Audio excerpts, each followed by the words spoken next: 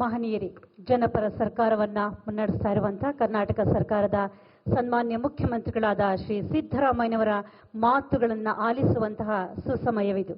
ಸ್ವಾಗತಿಸಿ ಬಂಧುಗಳೇ, ಶ್ರೀ ಸಿದ್ದರಾಮಯ್ಯನವರು. Ladies and gentlemen, please put your hands together and welcome the Honorable Chief Minister of Karnataka, Shri Siddaramaiah.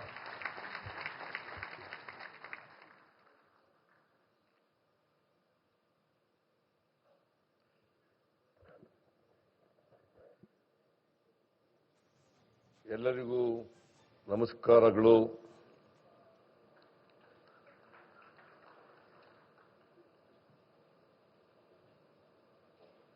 ರಾಷ್ಟ್ರದ ಪ್ರಧಾನಮಂತ್ರಿಗಳಾದಂಥ ಸನ್ಮಾನ್ಯ ಶ್ರೀ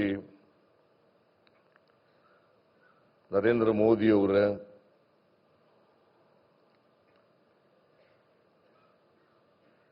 ರಾಜ್ಯದ ರಾಜ್ಯಪಾಲರಾದಂಥ ಸನ್ಮಾನ್ಯ ತಾವರ್ ಚಂದ್ ಗೆಹ್ಲೋಟ್ ಅವರೇ,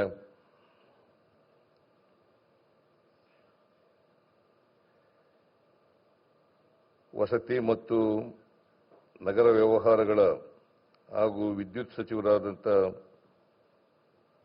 ಶ್ರೀ ಮನೋಹರ್ ಲಾಲ್ ಖಟ್ಟರ್ ಅವರೇ, ರೈಲ್ವೆ ಸಚಿವರಾದಂಥ ಹಾಗೂ ಮಾಹಿತಿ ಮತ್ತು ಪ್ರಸಾರ ವಿದ್ಯುನ್ಮಾನ ಸಚಿವರಾದಂಥ ಶ್ರೀ ಅಶ್ವಿನಿ ವೈಷ್ಣವ್ ಅವರೇ,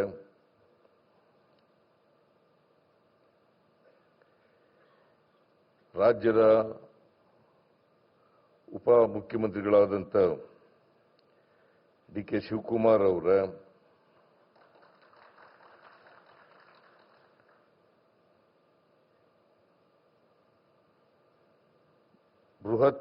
ಬೃಹತ್ ಕೈಗಾರಿಕೆ ಮತ್ತು ಉಕ್ಕು ಸಚಿವರಾದಂಥ ಮಾನ್ಯ ಎಚ್ ಡಿ ಕುಮಾರಸ್ವಾಮಿ ಅವರೇ,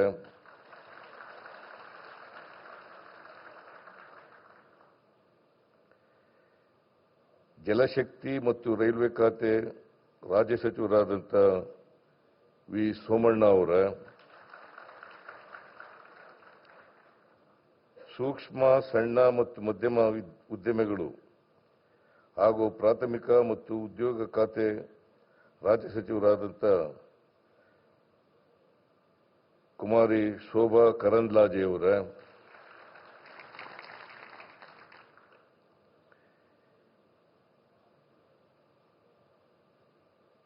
ಸಚಿವರಾದಂಥ ಬೈರತಿ ಸುರೇಶ್ ಅವರೇ, ವಿರೋಧ ಪಕ್ಷದ ನಾಯಕರಾದಂಥ ಆರ್ ಅಶೋಕ್ ಅವರೇ,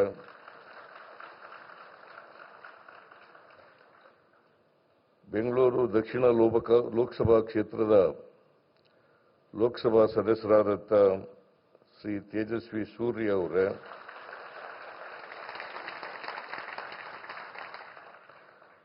ಬೆಂಗಳೂರು ಗ್ರಾಮಾಂತರ ಲೋಕಸಭಾ ಕ್ಷೇತ್ರದ ಲೋಕಸಭಾ ಸದಸ್ಯರಾದಂಥ ಡಾಕ್ಟರ್ ಸಿ ಎನ್ ಮಂಜುನಾಥ್ ಅವರೇ,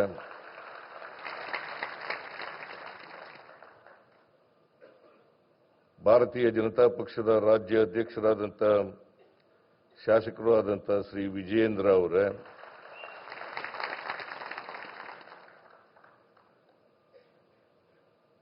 ಈ ಸಮಾರಂಭದಲ್ಲಿ ಭಾಗವಹಿಸಿರ್ತಕ್ಕಂಥ ಆತ್ಮೀಯ ಮಹಿಳೆಯರೇ ಮತ್ತು ಮಹನೀಯರೇ, ಮಾಧ್ಯಮದ ಸ್ನೇಹಿತರೇ, ನಾನು ಮೊದಲಿಗೆ ಕರ್ನಾಟಕ ಸರ್ಕಾರದ ವತಿಯಿಂದ ಸನ್ಮಾನ್ಯ ಪ್ರಧಾನಮಂತ್ರಿಗಳಾದಂಥ ನರೇಂದ್ರ ಮೋದಿ ಅವರಿಗೆ ಬೆಂಗಳೂರಿಗೆ ಬಂದು ರೈಲ್ವೆ ಹಳದಿ ಮಾರ್ಗ ಮತ್ತು ಮೆಟ್ರೋ ರೈಲ್ 3ನೇ ಹಂತದ ಉದ್ಘಾಟನೆ ಶಂಕುಸ್ಥಾಪನೆ ಇದನ್ನು ನೆರವೇರಿಸಲಿಕ್ಕೆ ಬಂದಿರತಕ್ಕಂಥ ಸನ್ಮಾನ್ಯ ನರೇಂದ್ರ ಮೋದಿ ಅವರಿಗೆ ಸ್ವಾಗತವನ್ನ 7 ಕೋಟಿ ಕನ್ನಡಿಗರ ಪರವಾಗಿ ಬಯಸಲಿಕ್ಕೆ ಬಯಸುತ್ತೇನೆ. ಹಾಗೆಯೇ ವೇದಿಕೆ ಮೇಲಿರ್ತಕ್ಕಂಥ ಎಲ್ಲ ಆಹ್ವಾನಿತ ಅತಿಥಿಗಳಿಗೆ ಕರ್ನಾಟಕ ಸರ್ಕಾರದ ಪರವಾಗಿ ಸ್ವಾಗತವನ್ನು ಬಯಸಲಿಕ್ಕೆ ಬಯಸ್ತಾ ಇದ್ದೇನೆ.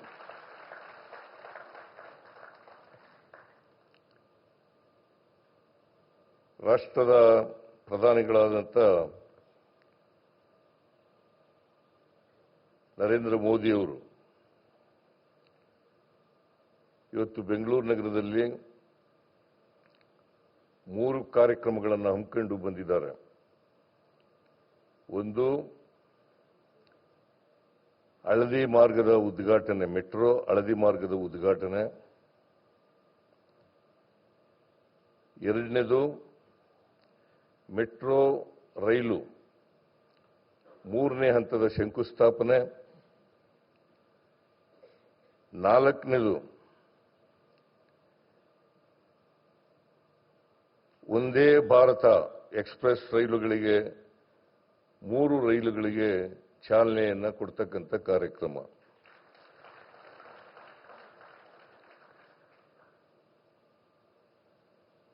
ಈ 3 ಕಾರ್ಯಕ್ರಮಗಳಿಗೆ ಇವತ್ತು ಬೆಂಗಳೂರು ಬಂದು ಆ ಕಾರ್ಯಕ್ರಮದಲ್ಲಿ ಭಾಗವಹಿಸಿ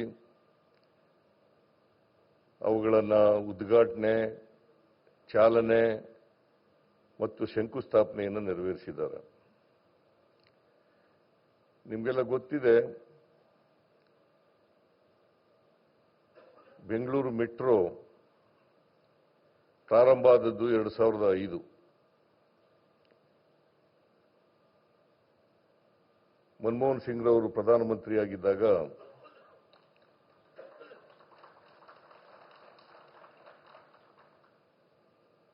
ಬೆಂಗಳೂರು ಮೆಟ್ರೋವನ್ನು ಪ್ರಾರಂಭ ಮಾಡಿದರು. ಇದು ಕೇಂದ್ರ ಸರ್ಕಾರ ಮತ್ತು ರಾಜ್ಯ ಸರ್ಕಾರಗಳ ಸಹಯೋಗದೊಡನೆ ನಡೀತಾ ಇರತಕ್ಕಂಥ ಯೋಜನೆ.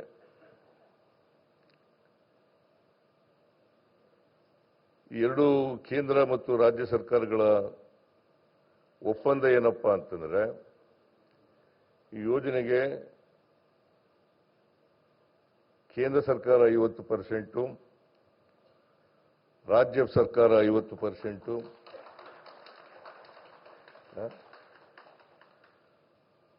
50% ಇದನ್ನ ಮಾಡಬೇಕು ಅಂತೇಳಿ, ಖರ್ಚು ಮಾಡಬೇಕು ಅಂತೇಳಿ ಒಪ್ಪಂದ ಆಗಿರ್ತಕ್ಕಂಥದ್ದು.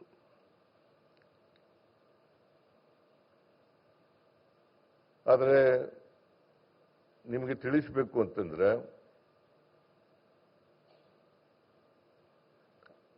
ರಾಜ್ಯ ಸರ್ಕಾರನೇ ಹೆಚ್ಚು ಖರ್ಚು ಮಾಡತಕ್ಕಂಥದ್ದು.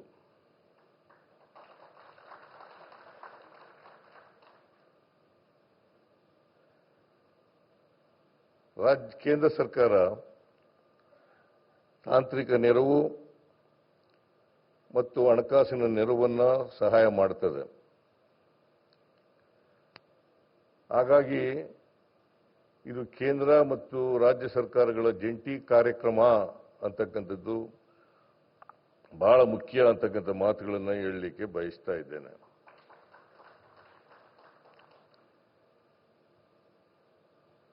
ಈಗಾಗಲೇ 96.10%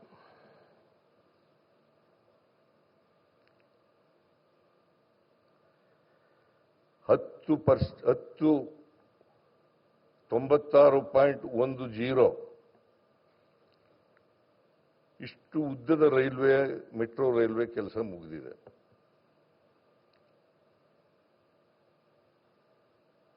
ಇದಕ್ಕೆ ರಾಜ್ಯ ಸರ್ಕಾರ ಸುಮಾರು 25,387 ಕೋಟಿ ರೂಪಾಯಿಗಳನ್ನು ಖರ್ಚು ಮಾಡಿದೆ.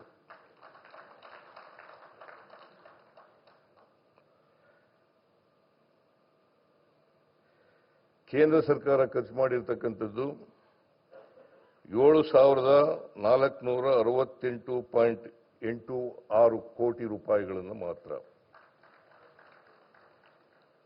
ಆದರೆ ಕೇಂದ್ರ ಸರ್ಕಾರ ಸಾಲ ಕೊಡ್ತದೆ, ಈಕ್ವಿಟಿ ಇಟ್ಟಿದ್ದಾರೆ, ನಾವು ಸಾಲ ಬಡ್ಡಿ ಸಮೇತವಾಗಿ ವಾಪಸ್ ಕೊಡಬೇಕು. ಇಲ್ಲಿವರೆಗೆ 3,987 ಕೋಟಿ ರೂಪಾಯಿಗಳನ್ನು ಮರುಪಾವತಿ ಮಾಡಿದ್ದೇವೆ.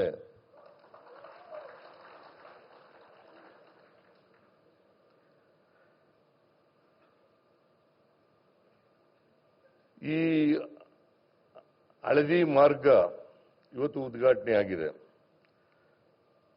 ಸುಮಾರು ಇದರ ಉದ್ದ 19.15 ಕಿಲೋಮೀಟರ್. 19.15 ಕಿಲೋಮೀಟರ್. ಇದಕ್ಕೆ ತಗಲಿರ್ತಕ್ಕಂಥ ಖರ್ಚು 7,160 ಕೋಟಿ ರೂಪಾಯಿಗಳು. 7,160 ಕೋಟಿ ರೂಪಾಯಿಗಳು.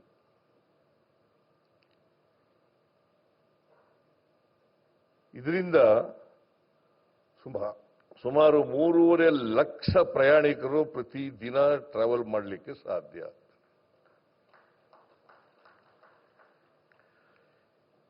ಇಲ್ಲಿವರೆಗೆ ಮೆಟ್ರೋ ಟ್ರೈನ್ನಲ್ಲಿ ಸುಮಾರು 9 ಲಕ್ಷ ಪ್ರಯಾಣಿಕರು ಪ್ರತಿದಿನ ಪ್ರಯಾಣ ಮಾಡ್ತಾ ಇದ್ದಾರೆ. 9 ಲಕ್ಷ. ಈ ಹಳದಿ ಲೇನು ಇವತ್ತು ಏನು ಉದ್ಘಾಟನೆ ಆಗಿದೆ, ಇದು ಸೇರ್ಕೊಂಡ್ರೆ 12.5 ಲಕ್ಷ ಪ್ರಯಾಣಿಕರು ಮೆಟ್ರೋನಲ್ಲಿ ಹೋಗ್ಲಿಕ್ಕೆ, ಪ್ರಯಾಣ ಮಾಡಲಿಕ್ಕೆ ಸಾಧ್ಯ ಆಗ್ತದೆ. ಇದರ ಉದ್ದೇಶ ಏನಪ್ಪಾ ಅಂತಂದ್ರೆ, ಬೆಂಗಳೂರು ನಗರ ಬಹಳ ವೇಗವಾಗಿ ಬೆಳೀತಾ ಇರತಕ್ಕಂಥ ನಗರಗಳಲ್ಲಿ ಒಂದು. ಈ ನಗರದಲ್ಲಿ ಟ್ರಾಫಿಕ್ ಬಹಳ ಜಾಸ್ತಿ ಇದೆ.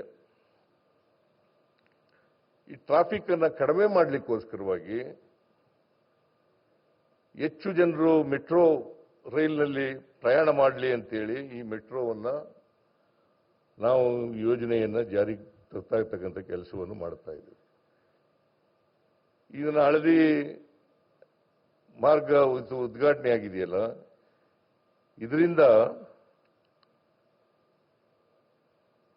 ನಮಗೆ ಟ್ರಾಫಿಕ್ ಸ್ವಲ್ಪ ಕಡಿಮೆ ಆಗ್ತದೆ.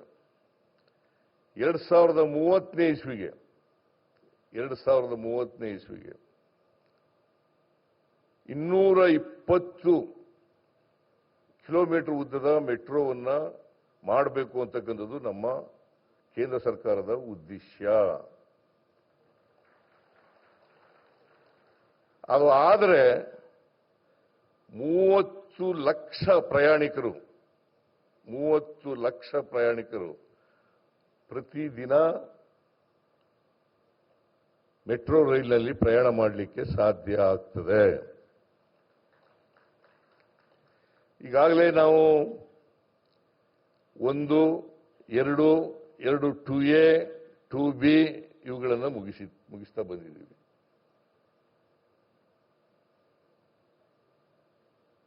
ಮೂರನೇ ಹಂತಕ್ಕೆ ಇವತ್ತು ಶಂಕುಸ್ಥಾಪನೆ ಆಗಲಿದೆ.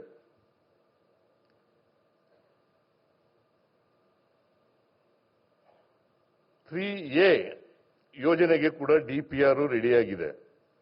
ಕೇಂದ್ರ ಸರ್ಕಾರಕ್ಕೆ ಕಳಿಸಿಕೊಟ್ಟಿದ್ದೀವಿ ನಾವು. ಅದಕ್ಕೆ ಅನುಮೋದನೆಯನ್ನು ಕೊಟ್ಟರೆ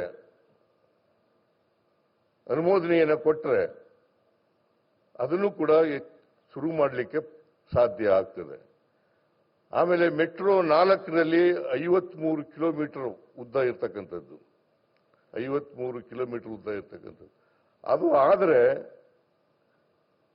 1, 2, 2A, 2B ಮತ್ತು 3 ಹಂತ 3ನೇ A ಆದರೆ 4ನೇದು ಕೂಡ ಆಗತ್ತೆ ಅಂತಕ್ಕಂಥ ಇದನ್ನ 2030 ಒಳಗಡೆ ಮುಗಿಸಿ 2030 ಮುಗಿಸಿ ನಾವು 30 ಲಕ್ಷ ಪ್ರಯಾಣಿಕರಿಗೆ ಮೆಟ್ರೋ ಟ್ರೈಲ್ನ ಉಪಯೋಗವನ್ನು ಮಾಡಿಕೊಡ್ತಕ್ಕಂಥ ಕೆಲಸವನ್ನು ಮಾಡ್ತೇವೆ. ಇದರಿಂದ ಬೇಕಾದಷ್ಟು ಟ್ರಾಫಿಕ್ ಪ್ರೆಷರ್ ಇದೆಯಲ್ಲ ಆ ಒತ್ತಡ ಇದೆಯಲ್ಲ, ಆ ಒತ್ತಡ ಕಡಿಮೆ ಆಗಲಿಕ್ಕೆ ಸಾಧ್ಯ ಆಗ್ತದೆ. ಇದನ್ನು ಕರ್ನಾಟಕ ಸರ್ಕಾರ ಮಾಡ್ತದೆ ಅಂತಕ್ಕಂಥ ವಿಶ್ವಾಸ ನನಗಿದೆ.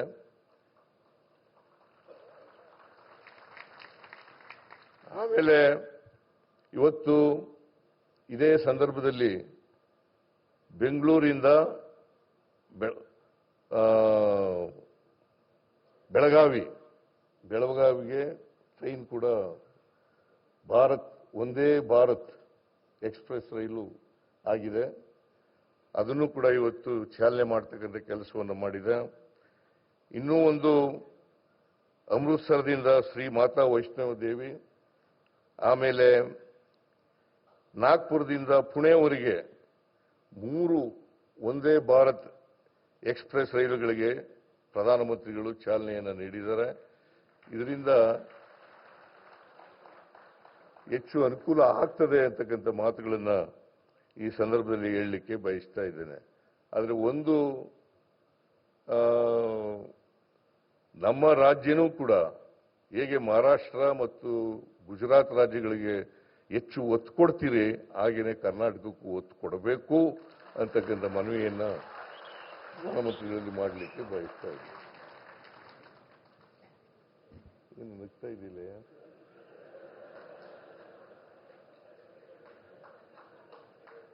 ಅಂತ ಹೇಳಿ ಪ್ರಧಾನಮಂತ್ರಿಗಳು ಹೆಚ್ಚು ಸಹಾಯವನ್ನ ಇದಕ್ಕೆ ಮಾಡಬೇಕು ಅಂತಕ್ಕಂಥ ಮಾತುಗಳನ್ನು ಹೇಳ್ತಾ ಮತ್ತೊಮ್ಮೆ ಪ್ರಧಾನಮಂತ್ರಿಗಳಿಗೆ ಸ್ವಾಗತವನ್ನು ಕೋರಿ ನನ್ನ ಮಾತುಗಳನ್ನು ಮುಗಿಸ್ತೇನೆ.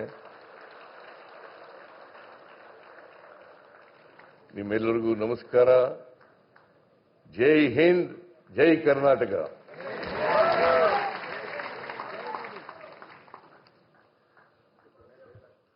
On behalf of the entire citizen fraternity of Karnataka, the Honorable CM has thanked the Prime Minister for his visit to Bengaluru and inauguration of the project, and at the same time, he has underlined the efforts and contributions of the government of Karnataka towards the success of the venture. So let's give a round of applause and thank the Honorable Chief Minister of Karnataka, Shri Siddaramaiah. ಧನ್ಯವಾದಗಳು sir.